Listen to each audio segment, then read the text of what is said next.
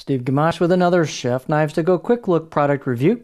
This time we have the Kato Nashiji Suminagashi Sujihiki 270mm knife. So let's unpack all that. It's a mouthful. So these knives have a multi-layered construction, and the harder core steel is VG10 full stainless steel at a heat treat around 61 Rockwell, and this maker does a nice job with their VG10 heat treatment formula. The construction is multiple layers of soft stainless cladding on either side of that core steel, and that does wrap around the spine as well. You can see the layering effect there at the edge. We'll get a close-up look at it, but there's the layers. The blade flats have a finish known as Nashiji, which refers to a mottled pear skin type of look. And then the Suminagashi refers to these layers, or you could call it Damascus if you wanted to. And the Sujihiki is the Japanese slicing knife.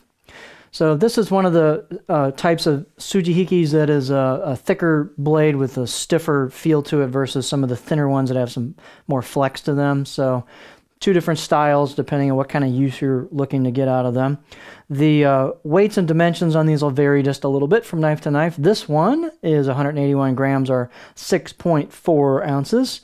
Edge length is about 268 millimeters on the edge from the tip to the chin, the back of the heel, about 10.5 inches roughly. And then the overall length is about 428 millimeters. Blade height is about 40.4 millimeters on this one.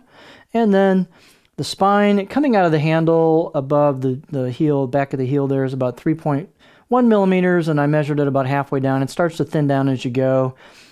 Pretty much kind of a gentle taper, thin distal taper as we go, about 2.25 millimeters, about halfway down. And then as we start, I'm kind of looking at it as I go. We start to thin out just a touch off of that, just to touch some more and some more and some more. And then as you hit the grind, it kind of thins up towards the tip, and it gets reasonably thin at the very, very tip. The handle is an octagonal rosewood with a black packawood ferrule. Very nice fit and finish on the handle. Nice look and aesthetics. Tight install at the tang, which is per their usual. The circumference is about 74-ish, 75 millimeters or 2.9 inches where the ferrule meets the wood. And they've got their kind of signature gentle curve to the choil, the back of the blade into the neck. So perfect spot for a pinch grip if you want to use it that way. Very comfortable.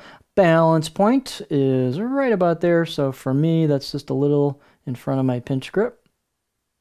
A little bit of mass to it.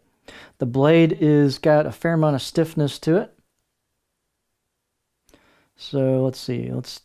I'd say the grinds on these are pretty close to 50-50 grinds on them, including the edge bevel. So here's our fancy smancy beauty shot. So let's bring this in a little tighter. So you've got the Nashiji or pear skin finish right here. And then you've got your Suminagashi or Damascus layers here where the grind starts. You can see where the grind of the knife starts coming in towards the edge, showing you layers. There's your core steel, and there's your actual shiny edge bevel. These are pretty sharp out of the box. They've been a consistent maybe 6 out of 10, so they're pretty much usable right out of the box. Very elegant hand-chiseled kanji. It's a smooth feel to it because they've polished these blades, and they must have done it after the chiseling of the kanji, so you don't get those raised edges you sometimes do, but it's a very nice effect. There is polish at the spine, very nice polish and relief and rounding at the choil, so they're super comfortable right out of the box. Let's see, let's look at it on the cutting board. These knives are quite consistent in their fit and finish. This is like the 8th one I've seen now, I think, and it's very consistent out of this shop. So obviously this is a long blade. Like all the other knives I've seen from them, they tend to put a flat spot at the heel. And this is following that formula, so they're quite consistent. Good thing to see. So you usually know what you're going to get here. So you've got a pretty good flat area in the about back third of the blade. And then gentle belly, here is your front. Some people use Sujis kind of as they need to grab them for stuff, or good for melons too, if you need our bigger stuff, if you want to do stuff with that as well.